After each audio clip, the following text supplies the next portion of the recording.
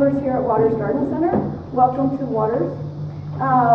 We're going to talk about fruit trees and other fruits today, and kind of the schedule of what you need to do in order to have them succeed. The first thing I want to go over is the type of fruits that we can actually grow here in this area. We are a zone 6 through 8, depending on where we're at. So it's really important to kind of know where your temperatures lie, how cold you get, and actually know how your property sits in relation to the sun, cool spots, and that type of thing. Basically, we can grow a lot of different trees, shrubs, vines here. Apples do great. All the varieties of apples. Cherries do good. Peaches, apricots, plums. Figs, if you're in the lower areas like Prescott Valley, Dewey, Cordis. You can even do them up here if you're really careful. You have to find that right spot where you've got some radiant heat, because they are a zone 7 plant. They can only take so much cold, but there's ways to get around it. You kind of create a microclimate for them. Raspberries, strawberries, blueberries, pomegranates, all do great here. First question before you start planting is what tree is going to be right for you. You need to, what fruits do you like? I mean, if you're going to grow something, you want to eat it. Unless you're growing it for the birds, which they really appreciate. What areas are you planning on planting them? Do you want to put a peach tree on the west side of your house? Probably not. Peach trees are one of the first ones to bloom. So they usually catch that first frost. So half the time you will not get peaches, apricots, and nectarines. So if you were planning on a peach or any of those that I've mentioned, you kind of want to put them on the east side where they don't get that warm up of the sun, the full intense in the springtime. With the cold night temperatures, if you can keep them cooler, you kind of give yourself a couple of extra weeks before they start blooming. If they're in the hot, blazing sun, usually you'll have those pretty blooms, which are gorgeous, but sometimes you'll lose those, your fruits. Next thing, if you like your grapes, your raspberries, your blueberries, those need a spot as well. If you have slopes, grapes do really well, but you want to put them up on the upper side of the hill. You don't want them down in a cool spot, because they'll freeze, and you won't get the production that you want to get. Raspberries, strawberries, blueberries need some shade. If you can put them on that east side or even the northeast side so they get some afternoon shade, your blueberries will be very, very happy in that area. What I'd like to talk about is when you are thinking about your fruit trees, know if they're self-fertile or if you need a pollinator. A lot of your apples you'll need a pollinator for. There's very few that don't require a pollinator. Red Fuji is one of them that is semi-self-fertile, which means you'll get some crop, but you won't get abundant crops with them. And that kind of goes with your pears as well. There's only a few, like the Bartlett pear is one of the few self-fertile pears out there. So think about where you're going to put them. Do you have room for 2 trees, or do you want just one, so you need to know what variety you're going to look for? The peaches, your plums, or some of your plums and your nectarines are all self-fertile, which means you can do with just one. They do very well, and have to have that pollination. Cherries, your sweet cherries, there's a few varieties that are self-fertile. Your Stellas, your Lapin, and what's the other one?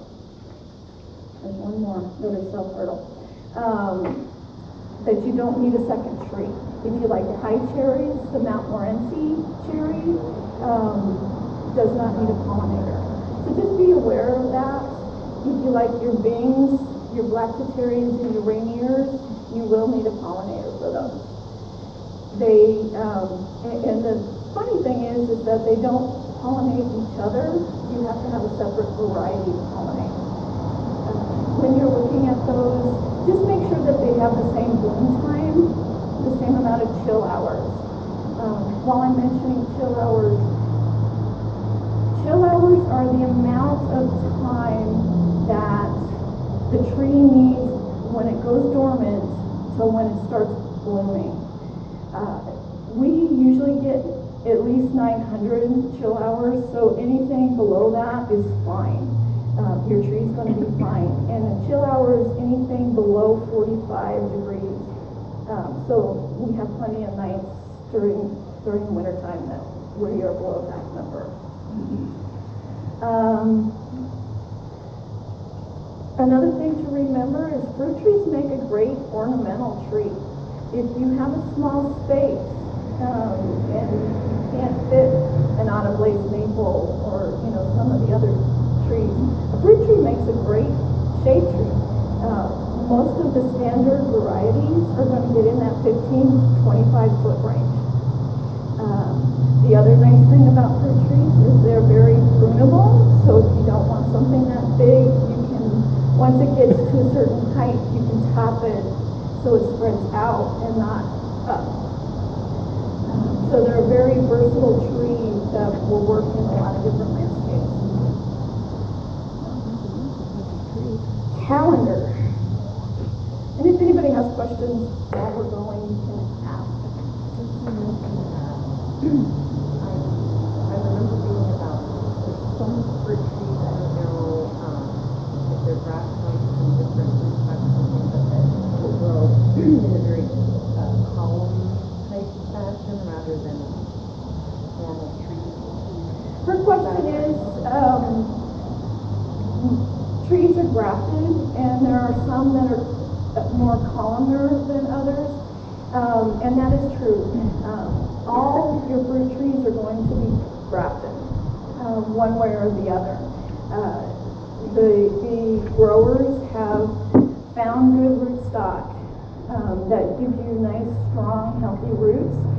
Then they put a tree that's going to produce for you that are more disease resistant, that's going to stay healthier for you on top of that rootstock.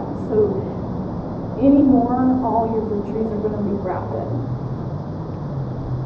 With our temperatures here, we don't usually, unless we have a very strange year, which we haven't had in a long time, have any frosts that we have to worry about.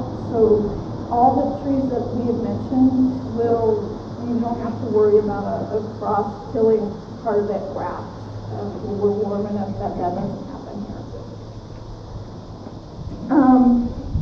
There is a calendar of events that you need to pay attention to when it comes to your fruit trees, your orchards, to keep them healthy. If you are apple people, your time starts in January and February. You want to spray, horticultural spray, on your dormant tree. Horticultural oil or dormant spray basically coats your bark. It takes care of any eggs, fungal issues that are hanging out, waiting for spring. Aphids lay their eggs there. Fungal issues just kind of attach themselves to your tree. So if you spray that on there, you're going to protect yourself from later issues. Does it stop it completely? No, because we always have bugs that fly in with the breeze and then kind of take hold, and then we have to prepare for that issue later.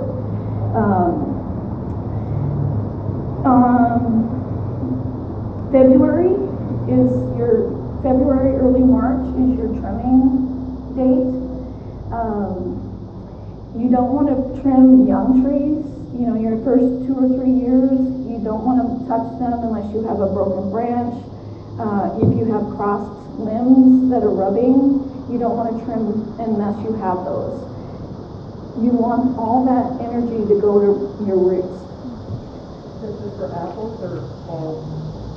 Her question was if it's just for apples or if it's for all trees, and it is for all trees. February, March. Yeah, that's a great time to trim. Yes, ma'am? Would a Macintosh apple tree do well here? It does. Her question was about a Macintosh. They do well here. We have Granny Smith, Fuji, Macintosh, Gala, Honeycrisp, Gravenstein. If you like pie apples, Gravenstein is a great pie apple. But again, check to make sure you have the right pollination. If your neighbor has a tree that blooms at the same time, it needs to be within 100, 150 feet, because the bees aren't going to go any further than that. Is there any way to self-pollinate? With fruit trees, her question was if you can self-pollinate them. With fruit trees, it's really difficult because your tree is so big. With some of your smaller fruits, like your tomatoes, which is a fruit, by the way, you can actually, because you have, it's a smaller one, you can actually take a Q-tip and dab the pollination. Because of apple, I haven't seen it in years. And this is the one my mother always used for making apple pie. Which one? Pippin. Pippin. I have not heard of that variety here. It's real common back east. I haven't seen it out here much. A pippin? But we're at 6,000 feet. Right. It's just not a variety that I'm familiar with, but like Ken just said, they're very popular back east, and they are slowly bringing trees from back east to here. Cortland's are the same way. Yeah. Cortland's a great pie apple, and you hardly ever find it out here. Yeah. I think we actually have, no, it was a different one that we have. Harold Red is another pie apple that does really well. What's the time frame for a new tree to start producing fruit? Her question was what the time frame is for a new tree to start producing. One of the reasons why Waters doesn't sell bare root stock is because you need so much time for that tree to get established before you get fruit. The ones that we bring in, the majority of them, except for the smaller 5-gallon buckets, usually will produce the year you buy them. A lot of them have fruit on them when you pick them up. One of the things I would recommend is that you cull some of that fruit that's on there. Everybody wants this great big huge crop. It's not good for new trees because fruit production takes so much energy. You're robbing that energy from your roots. So pick some off. Definitely keep some for you, but you really want to take care of your root system until that tree gets established. March, fertilization. I don't know how many of you have tried to dig a hole in our lovely dirt here, whether you're up here in Prescott, whether you're in Dewey, or anywhere in between. It's not easy. It's not fun. Buy yourself a pick, a digging bar will help, or have us plant it for you so we can take care of that for you. There's not a lot of nutrients in our ground. What little there is, because of our high pH in our soil, won't suck up the nutrients, and so the tree can't absorb it. So you need to help them out Fruit trees 3 times a year, like any of your deciduous trees that you have on your property. Easter, 4th of July, Halloween. The Easter one helps with the flowers, your root system, and gives you that nice fruit. You never want to fertilize a fruit tree when the fruit is on, when it's coming to be the right size, because it'll split. If it gets a bunch of new fertilizer, you'll have your splitting in your fruit. It's the same with watering. Consistent watering is very important too. If you get a lot of water just as it's starting to get ripe, you'll have that splitting. So if you were planning on a peach or any of those that I've mentioned, you kind of want to put them on the east side, where they don't get that warm up of the sun, the full intense in the springtime. With the cold night temperatures, if you can keep them cooler, you kind of give yourself a couple of extra weeks before they start blooming. If they're in the hot, blazing sun, usually you'll have those pretty blooms, which are gorgeous, but sometimes you'll lose those, your fruit. Next thing, if you like your grapes, your raspberries, your blueberries, those need a spot as well. If you have slopes, grapes do really well, but you want to put them up on the upper side of the hill. You don't want them down in a cool spot, because they'll freeze, and you won't get the production that you want to get. Raspberries, strawberries, blueberries need some shade.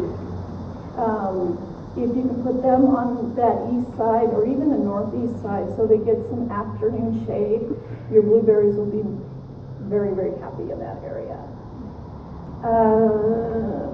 What I'd like to talk about is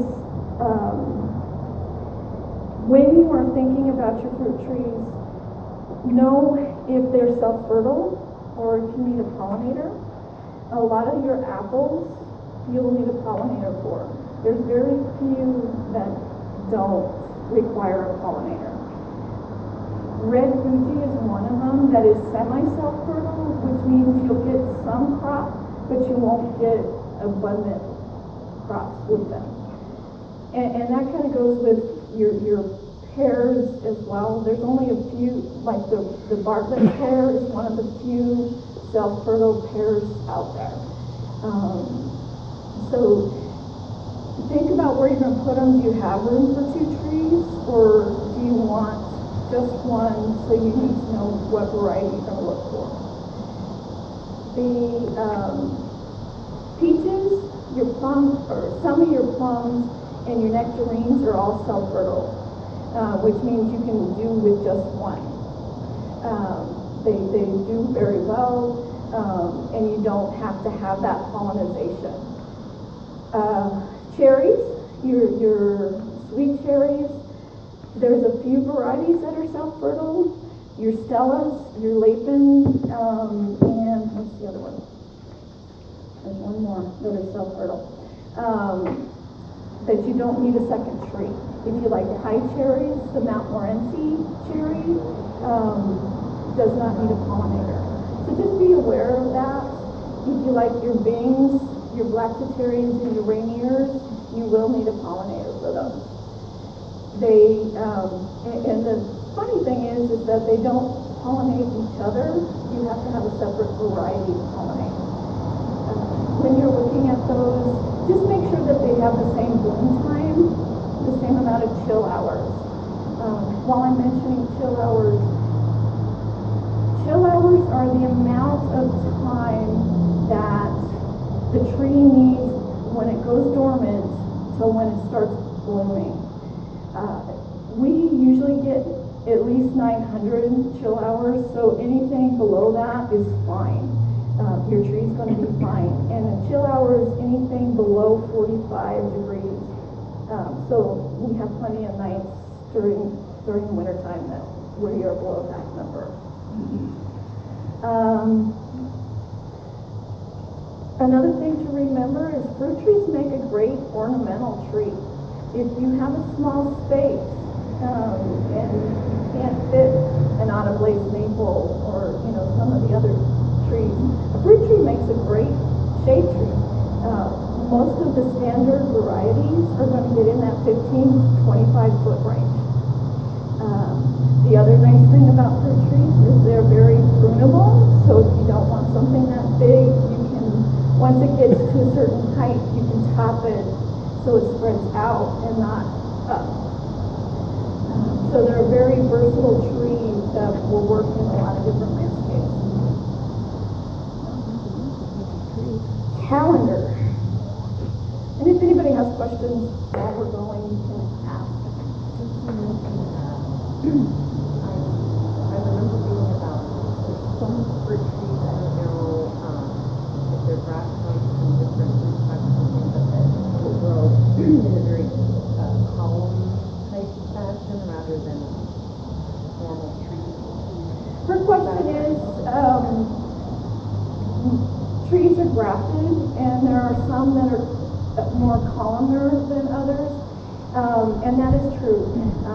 All your fruit trees are going to be grafted, one way or the other. The growers have found good rootstock that gives you nice, strong, healthy roots. Then they put a tree that's going to produce for you that are more disease resistant, that's going to stay healthier for you on top of that rootstock. So anymore, all your fruit trees are going to be grafted. With our temperatures here, we don't usually, unless we have a very strange year, which we haven't had in a long time, have any frosts that we have to worry about. So all the trees that we have mentioned you don't have to worry about a frost killing part of that graft. We're warm enough that doesn't happen here. There is a calendar of events that you need to pay attention to when it comes to your fruit trees, your orchards, to keep them healthy. If you are apple people, your time starts in January and February. You want to spray horticultural spray on your dormant tree. Horticultural oil or dormant spray basically coats your bark. It takes care of any eggs, fungal issues that are hanging out waiting for spring. Aphids lay their eggs there. Fungal issues just kind of attach themselves to your tree. So if you spray that on there, you're going to protect yourself from later issues. Does it stop it completely? No, because we always have bugs that fly in with the breeze and then kind of take hold, and then we have to prepare for that issue later.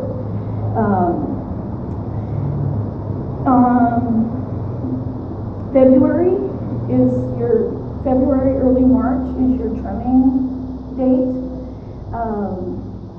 You don't want to trim young trees. Your first 2 or 3 years, you don't want to touch them unless you have a broken branch. If you have crossed limbs that are rubbing, you don't want to trim unless you have those. You want all that energy to go to your roots. Is this for apples or all?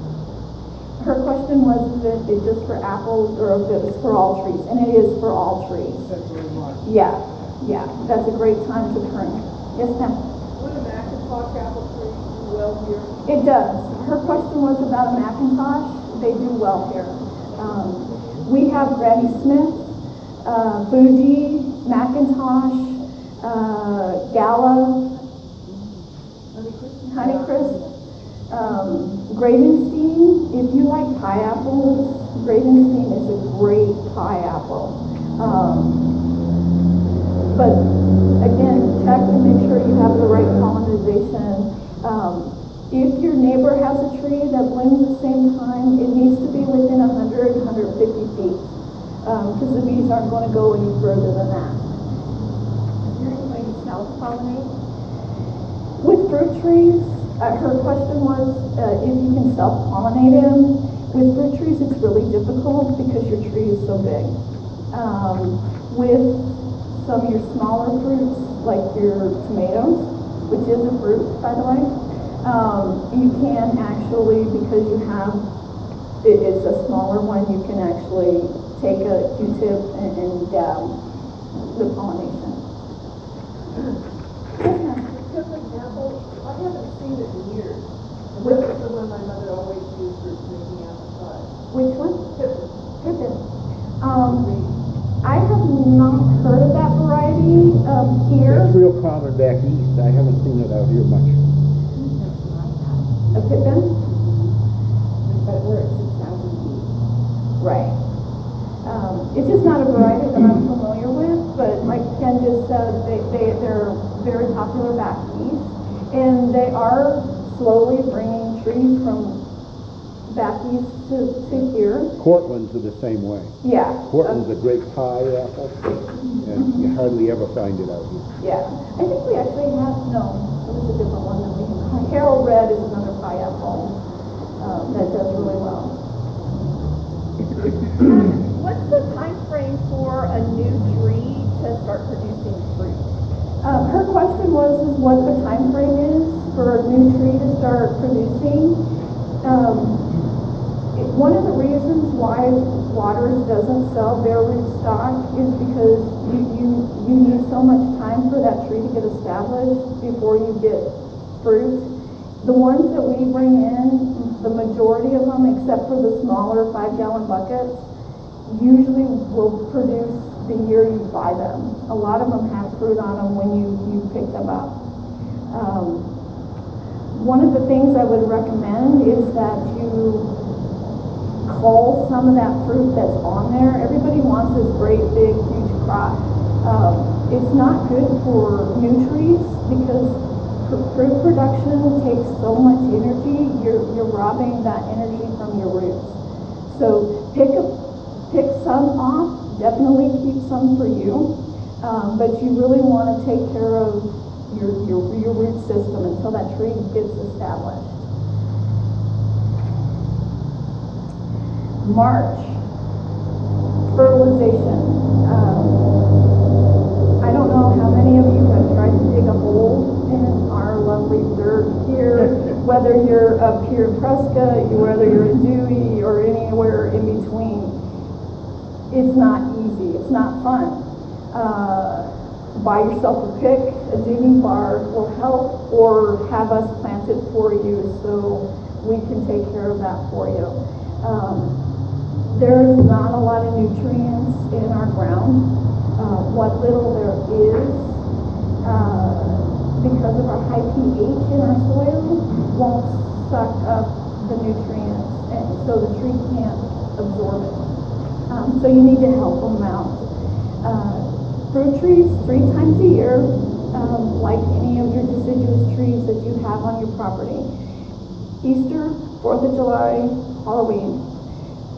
The Easter one helps with the flowers, your root system, and gives you that nice fruit. You never want to fertilize a fruit tree when the fruit is on, when it's coming to be the right size, because it'll split. If it gets a bunch of new fertilizer, you'll have your splitting in your fruit. It's the same with watering. Consistent watering is very important too. If you get a lot of water just as it's starting to get ripe, you'll have that splitting. With your March and April, especially your apples and your pears, your dormant spray. Have you ever seen those holes that are in your apples and your pears? It's from a coddling moth. They're a small little moth. This is definitely blown up. It's not big like this. But these are detrimental to your apple and pear trees. They lay eggs in your blossoms, and as your fruit grows, the larvae in your apple starts burrowing out. So that's where those holes come from. So what we recommend is in March, you want to buy some Coddling moth traps. These have a pheromone in it. It's like a little tent. It has a pheromone in it, so it actually attracts the Coddling moths. Once you start seeing them in here is when you want to start spraying, which is it's a 2-dose issue. So once you start seeing it, you're going to start spraying the horticultural spray. Dormant oil and horticultural spray, I'll mix those two together. It's the same thing.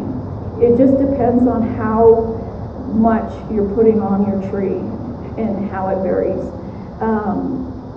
You want to spray as your blooms are continuing to blossom, and you're going to do it more than once, probably about once a week until your leaves or your flowers start dropping, because that'll keep all your fruit or your blooms don't bloom all at the same time, so it'll protect you the whole time.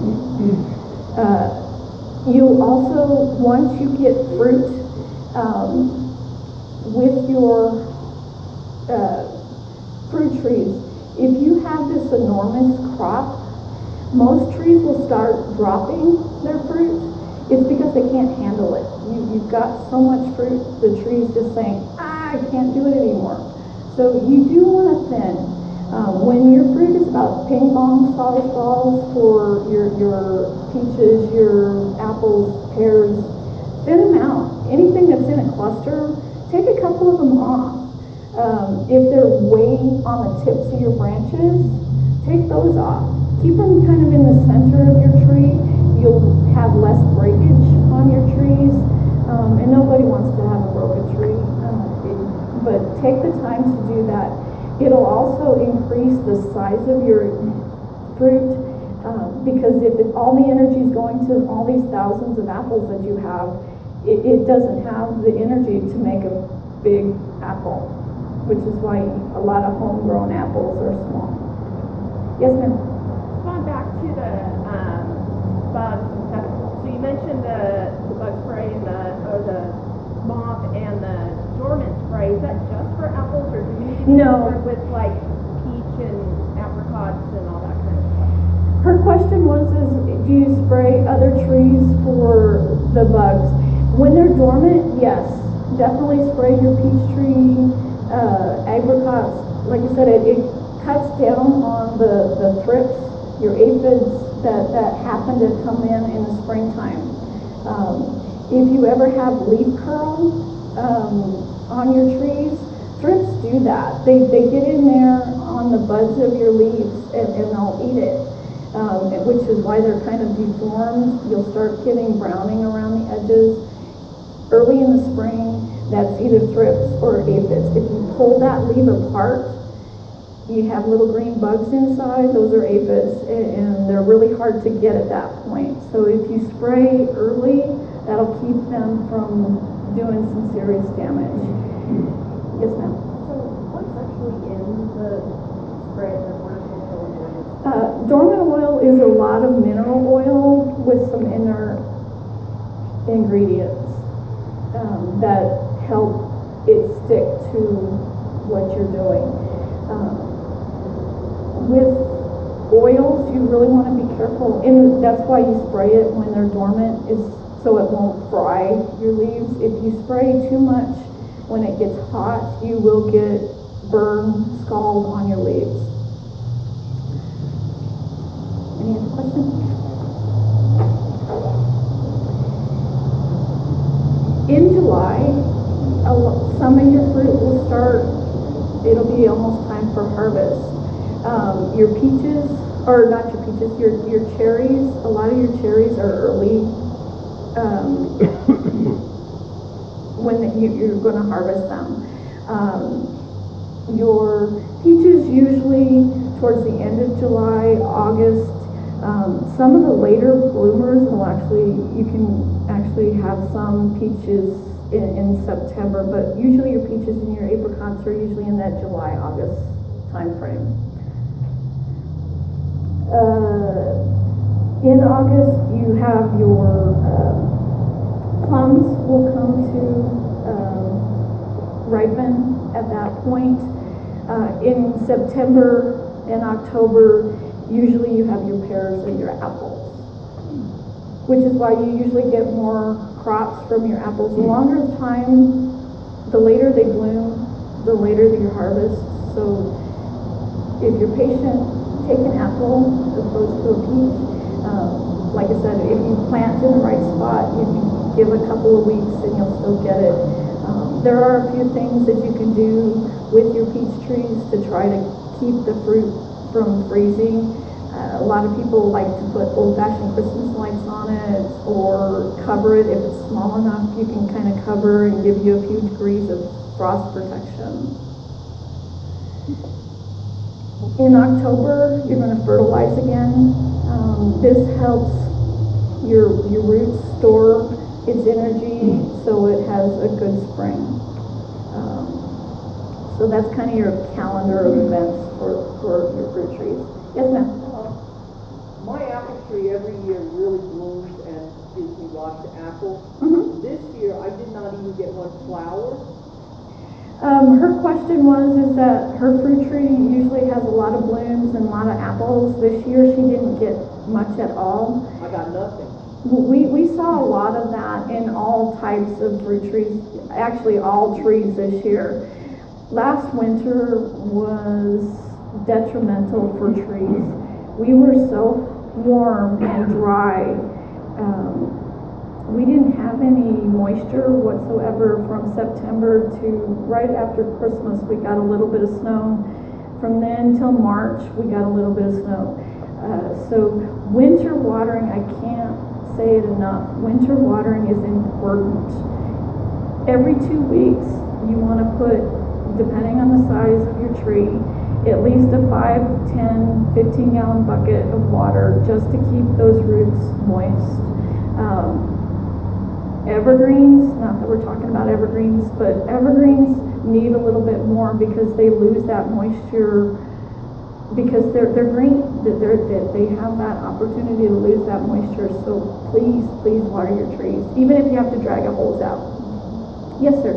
Can you overwater fruit trees, and should you fertilize the first year you have a tree? His question is if if you can overwater a fruit tree. The answer to that is yes. Anything can be overwatered, and we tend to kill our plants with kindness opposed to neglect. So be careful when you water.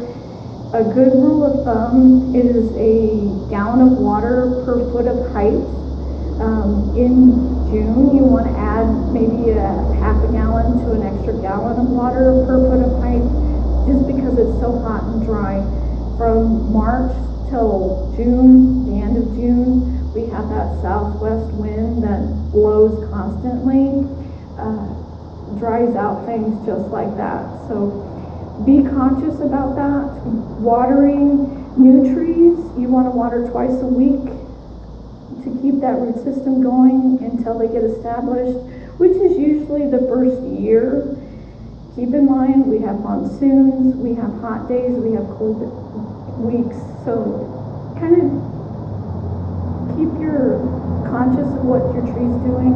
Check your soil, water meters, or I like my little fingers, they do better, I think, than a water meter, but whatever works for you, use it, because you always have that. I'm sorry, I forgot your second question. Fertilizing the first year. Fertilizing in the first year. Anywhere else, you want to kind of be careful with the fertilization. With our fertilizer that Ken came up with, it's a very slow release. It just gives it just enough nutrients to keep it healthy. There's not a lot of, it's a 744, so there's not a high number of nitrogen, and the phosphorus and the potash is low as well. So it just gives it enough to keep it healthy and strong. So you use that 3 times a year then? Yeah, you can use this 3 times a year. And the nice thing about this, fertilizer is fertilizer. You want to watch your synthetics. A lot of them are petroleum based, they're salt based.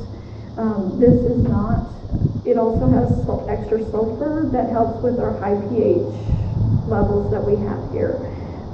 We have a lot of salt in our water, so if you are using a liquid, look at your ingredients, see what is in there, because there's a lot of salt in some of those. Her question was, can you plant a fruit tree now? Absolutely. We still have probably a good month and a half before the ground's going to get cold enough where your root growth isn't going to happen. So sooner the better, I would say. You can always plant trees. As long as you can get into the ground, you can plant a tree. You just have to be careful that a tree doesn't dry out after it's planted. You want to keep that root system moist. Even though it's dormant, it doesn't need quite as much, which is why you can back down on the water. You know, all you're doing is keeping that root system moist. Yes, ma'am? That's probably a really naive question, but how do you know when a tree's dormant? When a tree, her question was, how do you know when it's dormant?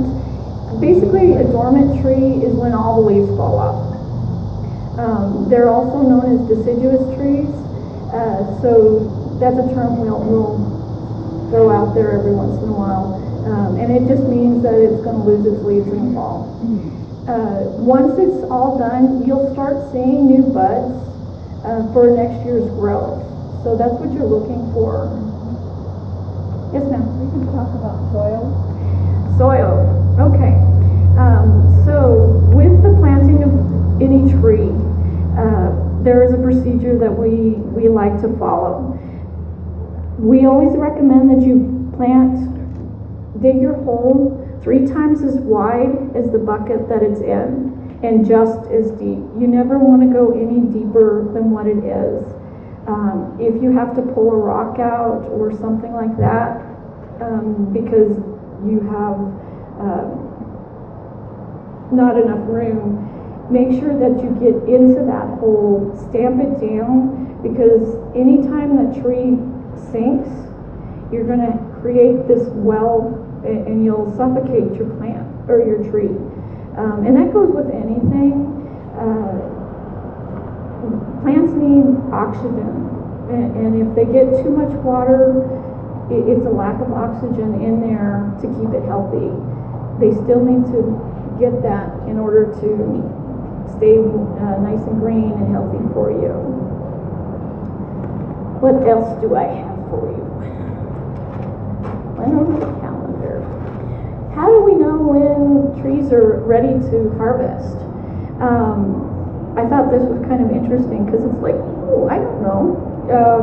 So with your apples, and it's usually in September, October when the apples are, you're going to have a light brown to dark brown seed in them. Your pears, you can actually pick those when they're underripe, but they'll still have that same color-wise on the seeds inside.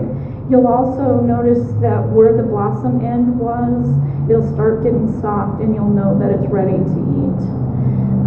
Your cherries, you want them to get completely red.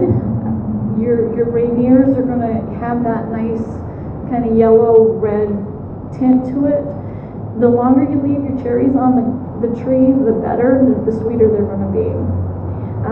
So you want to look for that complete dark color on them. Your peaches and your apricots, your plums, you kind of, it's like going to the grocery store. You want to touch and feel whether they're ripe or not. You'll feel a little bit of softness.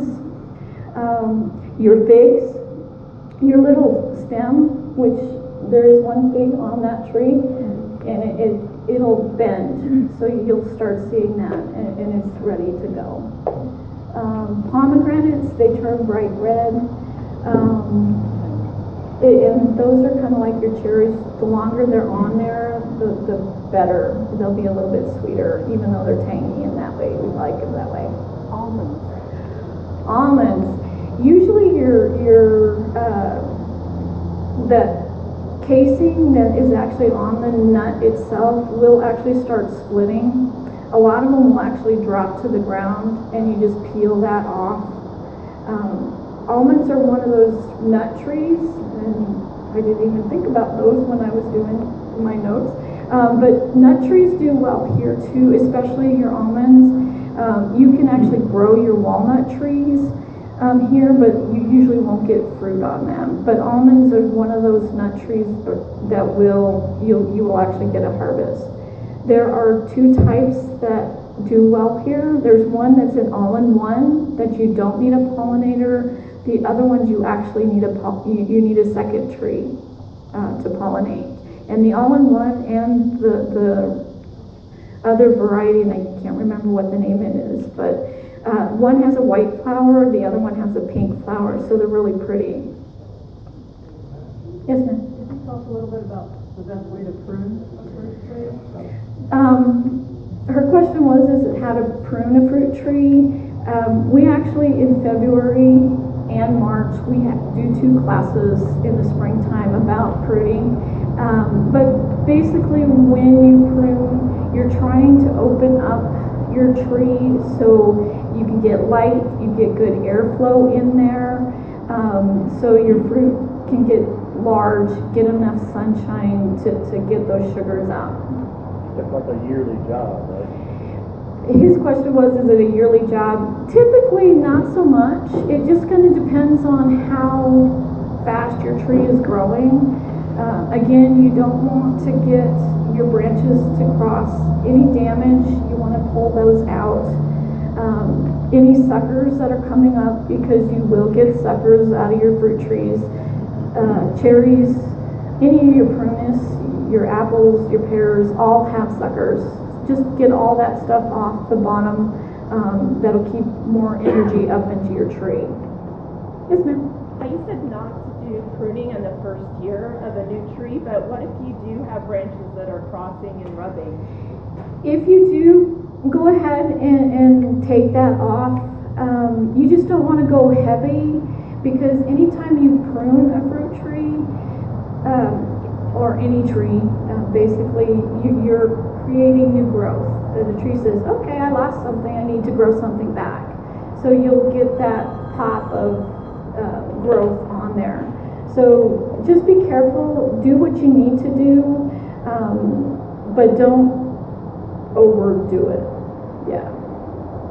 Yes. Any tips for keeping birds, squirrels, porcupines, etc. from eating? Her question was, is how do you keep nature from getting to your tree? We do have netting that you can put over the tree. Once your flowers set, you can probably put it over there anyway, and that'll keep, or you can wait till you actually have fruit. Most birds like that sweet fruit just like you do, so they'll wait until it's getting ready to be ripe before they start attacking it. Another thing you can do is there are streamers that you can put in your trees that keep birds out of it. With those, I will say that if you leave it there for a long period of time, they get used to it. So take it, move it, so they think something else is there. But then what about porcupines and squirrels that climb up? Porcupines and squirrels are a whole different question. You can, there are products that you can put around the tree. Blood meal most critters, if you put blood meal down, they think something died. So that it'll keep them, deter them from getting on your tree. Porcupines are pretty deadly. What they'll do is they'll actually strip the bark around the top, usually in the top of the tree, or even on the bottom of some young trees. They'll just peel it away. If they get too deep, you're going to lose that tree. Anything that gets into that cambium layer is going to make your tree die. Let's see.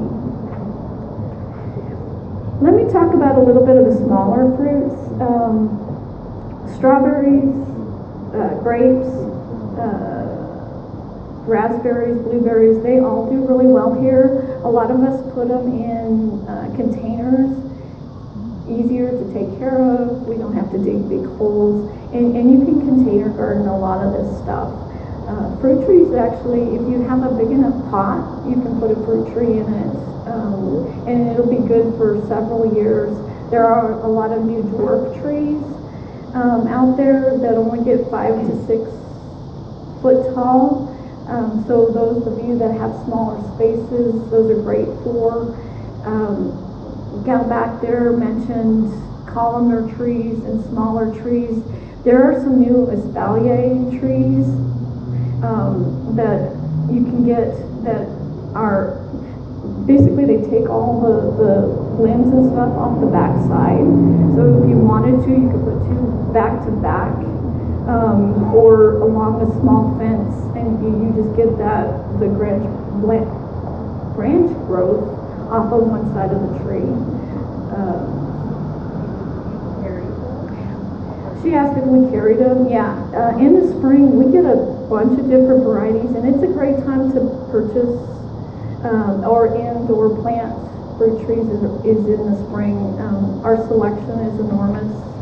All our trees come in usually the first couple weeks in March, so we get a lot of that. And the fruit trees we usually keep until, we start, even get them in July. A lot of the peaches and stuff we'll just keep bringing in through July. Last year we had some 4-in-1 and some 3-in-1 apple trees. So it's one rootstock, and then it has 4 different types of fruit coming out of it. Different apples, usually a Granny Smith, a Fuji, and then there was a couple other ones that are on there. So, like I said, springtime's a great time to get in here, to pick out your trees, and if you don't want to dig a hole, let us plant them. What are some of the signs of a distressed tree, either too much or too little water? Her question was, what are the signs of a distressed tree? And that's a really tricky question, because too much and not enough water sometimes have the same signs. Usually you'll start getting yellow leaves. So when you come in with that question, we will first ask, how are you watering? That gives us kind of an idea of how much and how often you're watering, so we can judge, is it too much or isn't it? There are other things that can cause yellowing of leaves. We've had a really bad time with grubs this year. So usually with a grub, you'll see one side of your tree dying or turning yellow. So we'll have you check. We kind of have a list of troubleshooting to help you figure out what's going on, because it's really hard to say, oh, I don't know, what's going on with your tree. Yes, ma'am. Does it help to bring in a sample, like a small branch of leaves or some bark? Yeah, her question was, does it help bringing in a sample? Samples and pictures are enormous help for us. We have this spiffy little microscope down there that is awesome. It was one of the best things that we did this year. It's helped us diagnose a lot of different fungal issues, bug issues. So whether it's one of those or not, a lot of times we can tell by what the leaves look like, what's going on.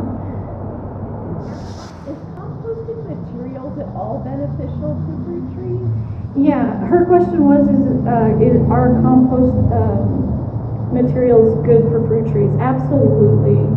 Any type of organic matter that you can add to your planting site is going to help your site.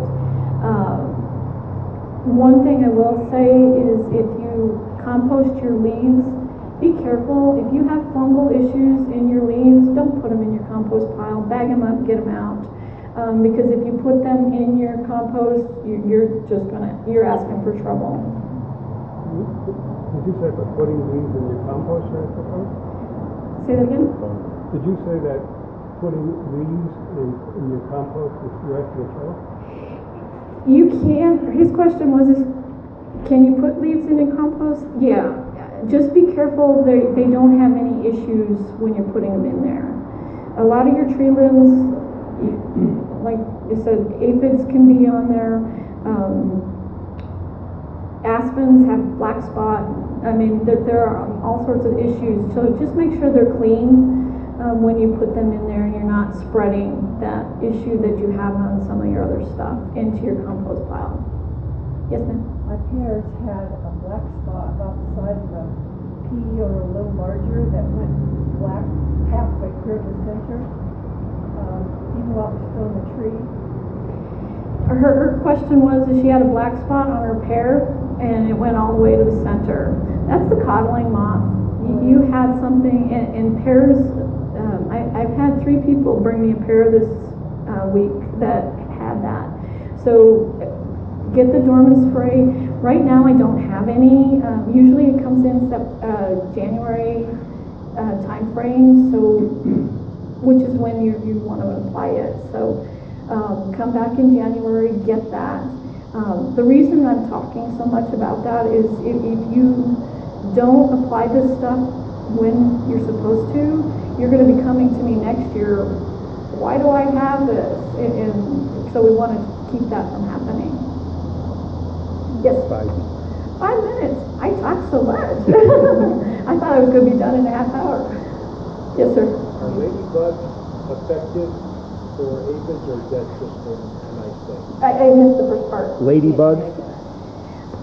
Ladybugs are a great aphid killer. They can eat 50 ladybugs or 50 aphids in a day. So they are. It just depends on how bad your infestation is. And unfortunately, sometimes you have aphids when we don't have the ladybugs. Usually we get those in the spring. Once it gets hot, they can't collect them and we can't store them. So usually by the end of May we run out. But ladybugs are a great predator for aphids, whiteflies, and even the thrips. And the nice thing about ladybugs is they can actually get into that little corner of the hole, or your curl leaves and stuff. How do you keep the ladies around? His question was, how do you keep ladybugs around? You need food. So I don't know if it's a good thing or a bad thing if you have food around and you want to keep your ladybugs. As long as they have something to eat, they will stick around. They're kind of like us. If we don't have food, we go out and find it. So usually they'll lay eggs. So if you have a healthy garden, you will have ladybugs, whether or always there, because there's always something for them to eat. Yeah. 2 more questions? I need to get her. You said that for trees, 1 gallon of water per foot of height.